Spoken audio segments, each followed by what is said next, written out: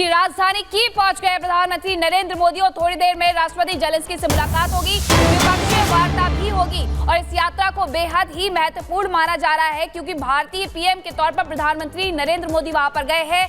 पहले भारतीय प्रधानमंत्री है जो यूक्रेन की यात्रा कर रहे हैं। इसके पहले पोलैंड की यात्रा पर वो थे और पोलैंड से ही वहां से 10 घंटे का सफर तय करके 600 किलोमीटर की दूरी तय करके अब यूक्रेन की राजधानी कीव पहुंचे हैं प्रधानमंत्री नरेंद्र मोदी। यहां पर राष्ट्रपति जेलेंस्की से मुलाकात होगी। उसके पहले जुलाई में रूस की यात्रा और उसके बाद अब अगस्त में जब कीव पहुंचे, यूक्रेन पहुंचे हैं तो बेहद ही महत्वपूर्ण ये यात्रा मानी जा रही है कि दोनों देशों से, क्योंकि उस दौरान रूस के प्रधानमंत्री से भी बातचीत हुई थी, जेलेंस्की से भी अब बातचीत होगी और माना यह जा रहा है कि इसी के साथ युद्ध विराम पर चर्चा संभव है। जिस तरीके से रूस के राष्ट्रपति व्लादिमीर जेलेंस्की के साथ उन्होंने चर्चा की थी और व्लादिमीर पुतिन के साथ उन्होंने चर्चा की थी और अब यहाँ यूक्रेन के राष्ट्रपति से, जेलेंस्की से वो चर्चा करेंगे युद्ध विराम के लिए। और ये तस्वीरें, ये काफिला आपको दिखा रहे हैं प्रधानमंत्री नरेंद्र मोदी के कीव पहुंचने का। राजधानी कीव पहुंच चुके हैं।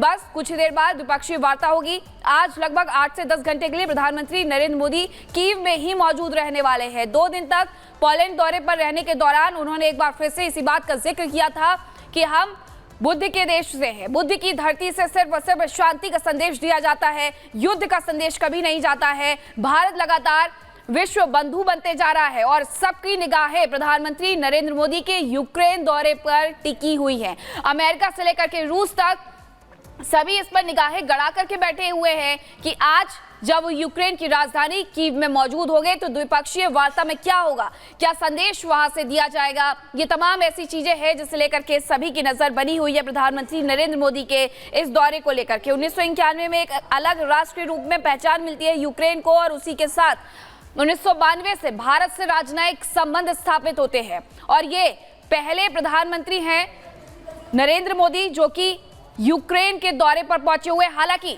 ये 4 साल में चौथी मुलाकात जेलेंस्की से उनकी होगी और एक बार फिर से चर्चा होगी यहां पर रूस यूक्रेन के बीच युद्ध रोकने की। आपको बता दें कि यूक्रेन कल 24 अगस्त को अपना स्वतंत्रता दिवस मना रहा है और ऐसे में संभावना है कि कहीं कोई हमला ना हो जाए, क्योंकि बीते दिनों जिस तरीके से हमने देखा रूस और यूक्रेन के बीच में तनातनी बढ़ते जा रही है, लेकिन इसे रोकने के लिए लगातार प्रयास भारत ने किए हैं और भारत फिर से करेगा। और इस वक्त हमारे साथ विदेश मामलों की जानकार रामपाल कुमार हमारे साथ जुड़ चुके हैं। रविंदर सचदेवा सर, वो भी विदेश मामलों की जानकार है, वो हमारे साथ जुड़ चुके हैं। सबसे पहले रविंदर सचदेवा सर, मैं आपके पास आ रही हूँ। रूस इस विजिट को कैसे देख रहा है, क्योंकि अगर हम पिछले दिनों की बात करें तो अग्रेसिवली रिस्पॉन्ड करा यूक्रेन और कई किलोमीटर तक कब्जा भी कर चुका है रूस के कई इलाकों पर। ऐसे में इस विजिट को रूस किस तरीके से देख रहा है, क्योंकि यह भी कहा जा रहा था कि इसका एक तगड़ा जवाब रूस की तरफ से भी दिया जाएगा यूक्रेन को। ग्रेट पॉइंट आपका ये क्वेश्चन कि जब इस समय यूक्रेन ने एक तरह का इन्वेजन, एक तरह का पहली बार ऐसा इन्वेजन हुआ है रशिया के ऊपर, वो करा इस समय प्राइम मिनिस्टर मोदी वहां पे। आई थिंक रशिया बड़े मैच्योर ढंग से देख रहा है, वो समझता है, वो उसे डायरेक्टली लिंक नहीं करेगा कि अभी यूक्रेन ने इन्वेजन करा है और मोदी जी वहां पर है, उससे लिंक नहीं करेगा।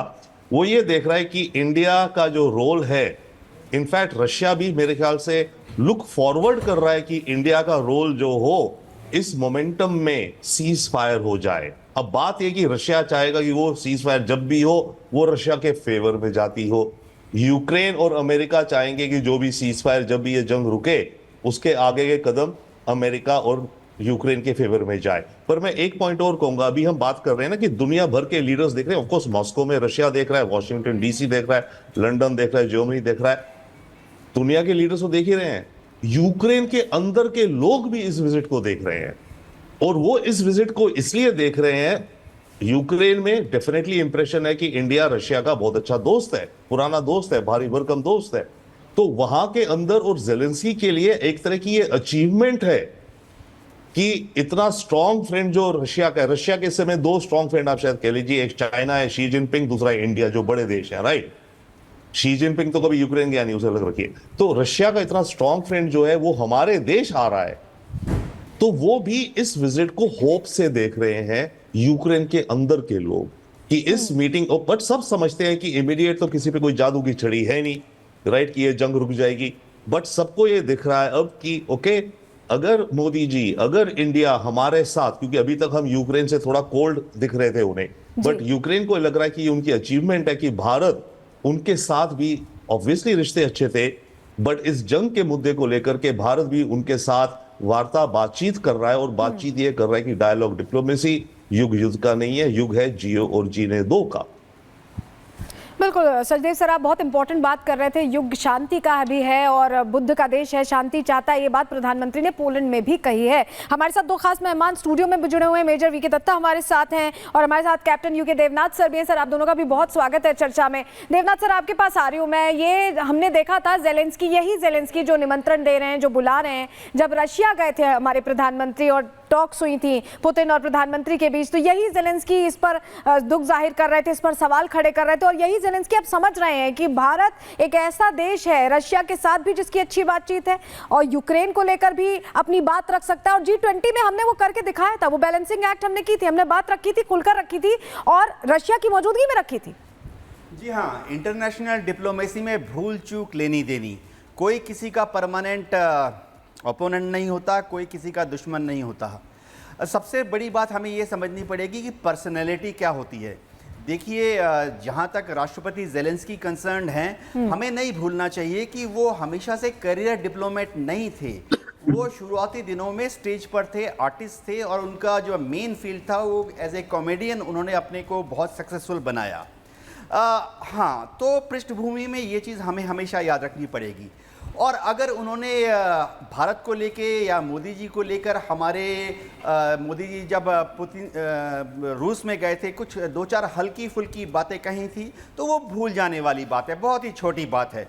बड़ी बात यह है कि आज राष्ट्रपति जेलेंस्की को मालूम है कि भारत यूक्रेन का शुभांशी है। हम चाहते हैं कि यूक्रेन में ये युद्ध जल्दी से जल्दी ख़त्म हो जाए।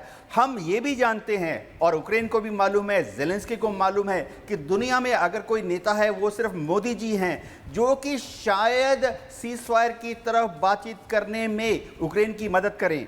भारत शायद ऐसा देश है जो कि शायद क्रेमलिन तक, राष्ट्रपति पुतिन तक एक चीज़ पहुंचा सकता है, एक मैसेज कि सर आप जरा यूक्रेन पर और जेलेंस्की पर थोड़ा सा नरम हो जाइए। जेलेंस्की क्या चाहते हैं कि युद्ध बंद हो, युद्ध बंद होगा प्रोवाइडेड अमेरिका यूक्रेन को रोज रोज हिंदी में कहावत है चने के झाड़ पर चढ़ाना।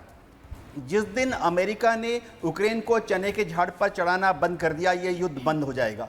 जेलेंस्की सिर्फ ये चाहते हैं कि अपनी पॉलिटिकल सर्वाइवल के लिए भारत थोड़ा रशिया को समझा दे कि ज़ेपोरोजिया, दोनेत्स्क, लुहांस्क, क्रीमिया, इन सब एरिया में थोड़ा सा रूस पीछे हट जाए। लेकिन हम मेजर दत्ता, हम पिछले कुछ दिनों से देख रहे हैं कि यूक्रेन और कीव के बीच में कीव और रशिया के बीच में हमने देखा कि किस तरीके से तनातनीज है वो बढ़ी है। और कल का दिन भी बेहद महत्वपूर्ण है, 24 अगस्त है और ये यूक्रेन का स्वतंत्रता दिवस है। ऐसे में जताई आशंका ये भी जा रही है कि यूक्रेन के ऊपर बड़ा हमला रूस के द्वारा किया जा सकता है। लेकिन प्रधानमंत्री नरेंद्र मोदी का स्वतंत्रता दिवस के ठीक एक दिन पहुंचना कहीं ना कहीं रूस को बड़ा संदेश तो जाएगा। देखिए, ऐसा कि ये जो विजिट है मोदी साहब की यूक्रेन में, ये जब पिछली मुलाकात हुई थी मोदी साहब की जेलेंस्की के साथ, उन्होंने इनवाइट किया था मोदी साहब को यूक्रेन आने के लिए। और इसके बीच में जब ये मोदी साहब रशिया गए पुतिन साहब के साथ 8-9 जुलाई को जो मीटिंग हुई, उस समय भी जो बातचीत हुई, जब मौजूद थे मोदी साहब वहाँ, एक बहुत बड़ा हमला रूस के द्वारा यूक्रेन के ऊपर किया गया था, जिसमें एक बच्चों के हॉस्पिटल के ऊपर भी मिसाइल गिरी थी और बहुत सारे बच्चे मारे गए थे। उस समय मोदी साहब ने पुतिन साहब को बोला था कि बच्चों का नुकसान होना, मारा जाना युद्ध के अंदर अच्छा नहीं है।